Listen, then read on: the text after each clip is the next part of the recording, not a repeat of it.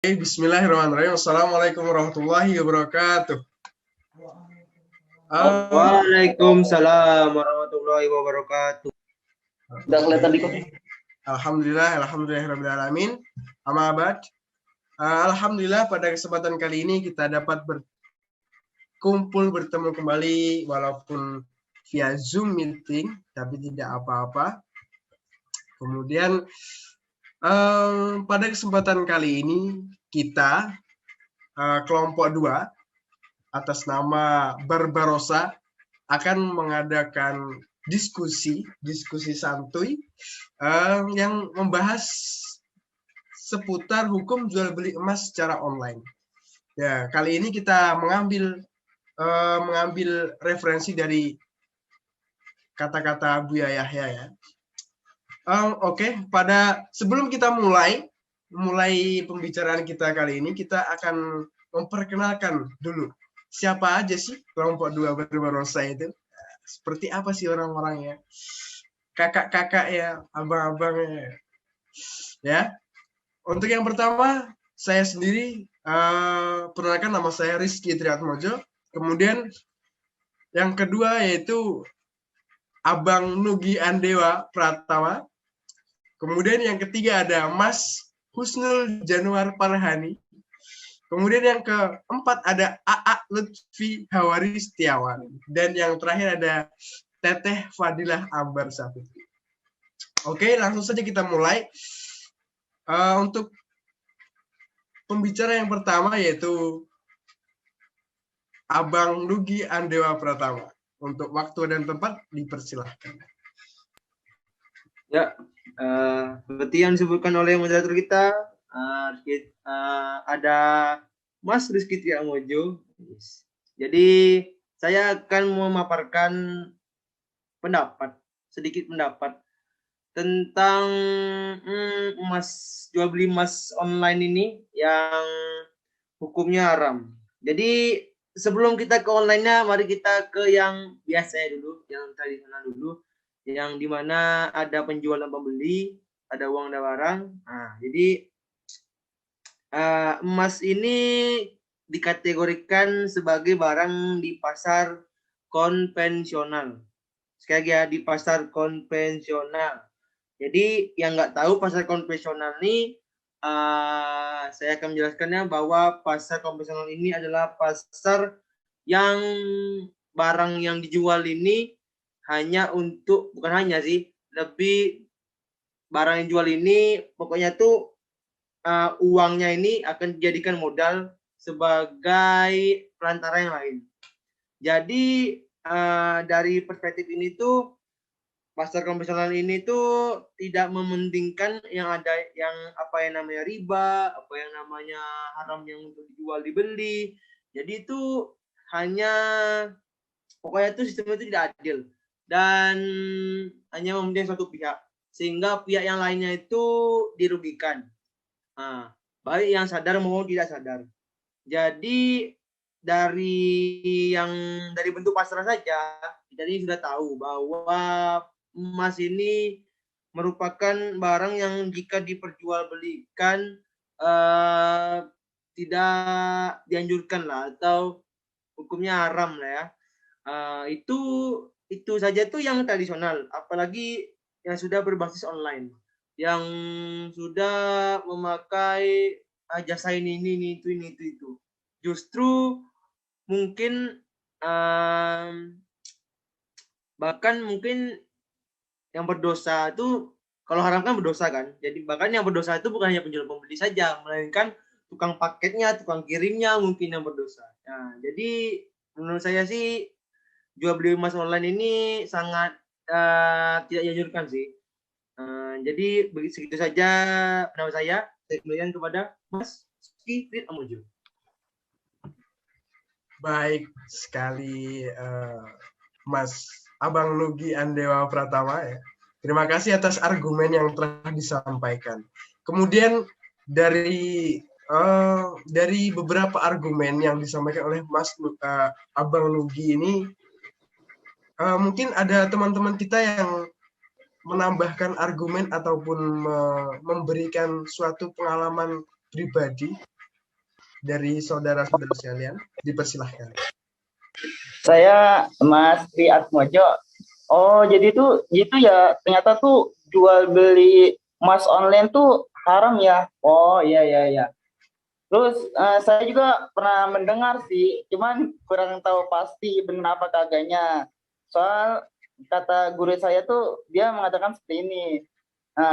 Itu tuh di dalam kitab Manhajul At-Taubah yang artinya tuh tertulis gini, sungguhnya riba diharamkan dalam emas, perak, dan bahan pangan yang berfaedah sebagai sumber kekuatan, lauk pauk, dan obat-obatan. Oh, berarti ternyata emas itu jual beli emas secara online itu diharamkan toh. Oh, iya, iya. Ya, begitulah. Menurut Mas Susnu sendiri pun juga haram ya, ternyata. Ya. Wah, mungkin ada pendapat lagi ataupun ada teman kita yang ingin mengatakan menyangkal ataupun menyangkal dari argumen saudara kita, atau ingin menambahkan pengalaman pribadi, disilahkan.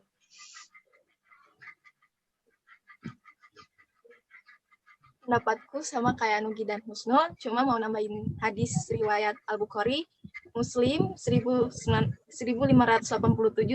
yang isinya tentang emas dengan emas, perak dengan emas, bur dengan bur, perak dengan perak, bur dengan bur, syair dengan syair, tam dengan tam, garam dengan garam, kadarnya sah atau kontan atau secara langsung.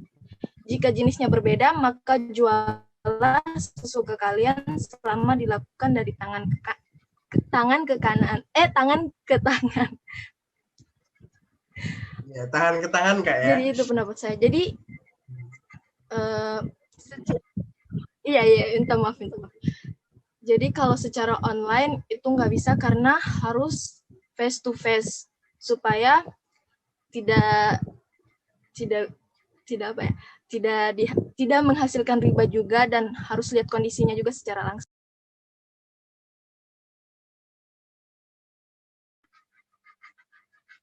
Iya, bagus sekali Kak Fadilah Hambar Safitri ya. Mungkin saya ingin menambahkan sedikit saja tentang ini, emas ini. Seperti yang kita tahu bahwasanya emas itu adalah barang yang istilahnya fluktuatif harganya, ataupun harganya itu tidak bisa menetap dalam satu nominal gitu.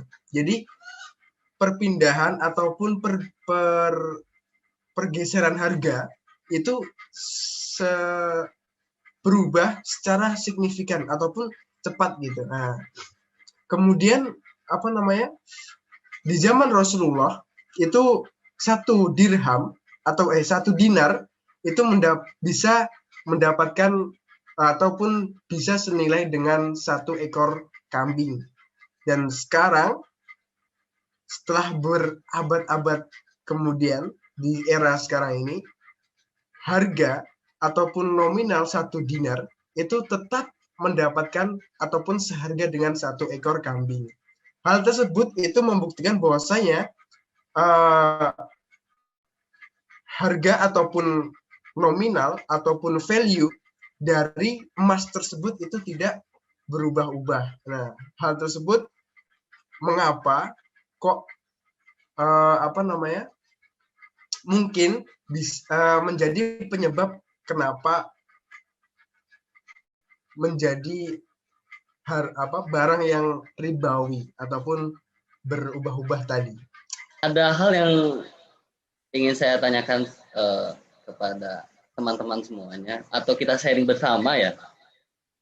Saya setuju dengan statement bahwasanya jual beli emas online itu haram. Saya setuju dengan dalil-dalil dan logika yang telah dipaparkan oleh teman-teman semua. Cuman saya ingin bertanya kalau tentang, kan kita belajar kias ya. Nah itu kalau kayak kan tadi juga disebutkan emas itu fluktuatif. Nah itu kalau kayak yang lain gitu kayak perak atau logam mulia dan lain sebagainya yang hampir sejenis, kan itu juga kalau dikiaskan sama-sama fluktuatif, maksudnya ya masih sejenis gitu ya. Itu juga haram berarti ya? Apa bagaimana kira-kira? Ya, mungkin ada beberapa yang ingin berpendapat. Ada? Kalau tidak, saya saja. Ya, seperti yang kita tahu bahwa saya golongan antara golongan emas, perak, dan apa itu?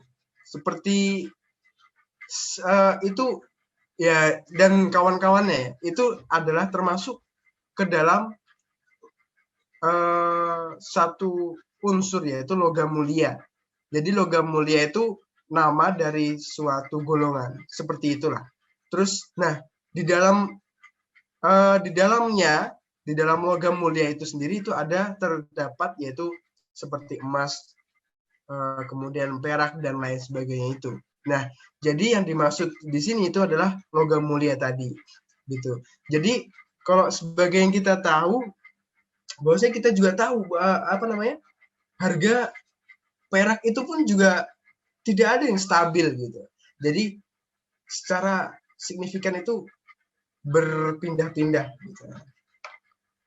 Mungkin seperti itu ya, Mas Lutfiawari. Kalau menurut pendapat saya.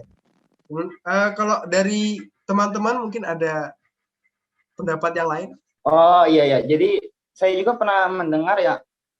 Jadi itu ada jual beli barang ribawi yang sejenis. Nah, bagaimana sih kita melakukan jual beli barang ribawi itu yang sejenis? Nah, di sini ada beberapa syarat. Nah, di dalam akad muamalah jenis ini syarat yang harus dipenuhi oleh kedua orang yang saling transaksi. Nah, yang pertama harus kontan. Kontan dalam artian di sini tuh yakin, biadin, dan hulul. Nah, terus yang kedua harus sepadan. Sepadan yaitu tidak boleh beda pertimbangan atau takaran. Nah, yang ketiga harus takobul, saling menerima. Tidak boleh salah satu menunda penyerahan bagi barang yang lainnya. Mungkin itu syaratnya. Iya. Sudah, Mas Husnul? Kemudian kalau mungkin teman-teman yang lain ada yang ingin menambahkan ataupun ingin berpendapat, silahkan.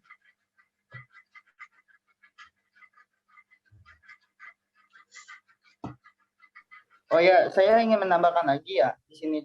Nah, jadi kan itu kan tadi ada barang yang sejenis. Nah, ada juga barang yang tidak sejenis. Nah, misalnya gini, muamalah pertukaran barang ribawi tidak sejenis. Nah, di dalam akad muamalah jenis ini yang wajib dilakukan hanya dua hal. Yang pertama, saling takobul, serah terima. Yang kedua, harus kontan. Nah, itu untuk melakukan barang ribawi yang tidak sejenis. Syaratnya ada dua, itu tadi. Karena, nah kenapa barang ribawi tidak sejenis ada dua syaratnya? Nah, ini kan dijelasan. Karena emas termasuk barang ribawi dan jual belinya sudah ditentukan sebagaimana dua cara di atas. Maka bagaimana hukum dan skema jual beli emas secara online ya gitu. Kan tadi kan sudah dimaparkan di awal. Emas secara online itu hukumnya itu kita lebih ke haram. Karena apa? Karena kita menjaga sebuah keuntungan antara dua belah pihak. Nah, di mana kan secara online ini banyak nih sekarang gara-gara online itu banyak juga orang yang curang. Jadi Islam itu dia tuh lebih mencegah untuk tidak terjadinya antara kebangkrutan antara dua belah pihak. Makanya Islam kan lebih menjaga agar apa? Agar keduanya itu saling menguntungkan satu sama lain. Begitu.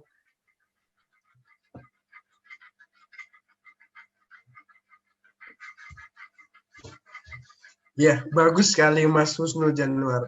Ya, pendapat yang cukup mantap ya. Ya, mungkin cukup gamblang ya penjelasan dari teman-teman kita tadi. Kemudian sebelum kita tutup, alangkah baiknya kita simpulkan terlebih dahulu, yaitu saya kepada AA Lutfi Hawari, saya kembalikan ya. Saya persilahkan. Monggo. Terima kasih Pak Moderator. Setelah kita berdiskusi tentang hukum jual beli emas online ini, kita dapat simpulkan beberapa poin ya. Mungkin yang pertama juga saat ini banyak orang yang pengen instan pakai online, segala online, tapi kadang salah kaprah. Apalagi ini yang dibahas ini emas. Emas ini barang yang agak agak fluktuatif gitu ya, fluktuatif harganya, jadi agak riskan kalau dijual di online. Makanya di sini udah quote-an haram karena ada beberapa tadi yang telah disebutkan juga dalilnya. Kan juga seperti yang kita tahu kalau bahwasanya semua barang itu, semua penjualan itu harus ada kontan atau serah terima antara pembeli dan penjual. Nah itu mungkin untuk barang biasa masih bisa dipahami, cuman untuk khususnya barang logam mulia dan teman-temannya ya, emas dan lain sebagainya, itu agak sulit karena fluktuatif itu tadi. Maka udah ini hukumnya sudah haram, quote-an gitu ya, mungkin begitu. Karena melihat banyak pertimbangan juga, banyak yang tadi telah disebutkan juga, persyaratan dan lain sebagainya, maka kita simpulkan logam mulia dan teman-temannya ketika dijual di barang online itu haram. Mungkin itu dari kesimpulan dari kami semua. Terima kasih. Saya kembalikan kepada moderator. Baik, terima kasih AA Lutfi Hawari. Sekian adalah pemaparan dari kelompok kita, yaitu kelompok 2 yang bernamakan Barbarossa, ya kan? Mungkin agak asing di telinga kita ya, Barbarossa. Ya, identiknya dengan kata barbar, tapi bukan itu sejatinya ya. Oke, mungkin kita bisa bahas nama ini di next time ataupun next opportunity. Oke, pada kesempatan kali ini kita cukupkan saja. Mungkin sekian dari kami. Apabila ada kurang lebihnya, kami segenap kelompok 2 memohon maaf dengan sebesar-besarnya. Wabillahi taufiq walhidayah, waridawalidayah. Wassalamualaikum warahmatullahi wabarakatuh. Waalaikumsalam warahmatullahi wabarakatuh.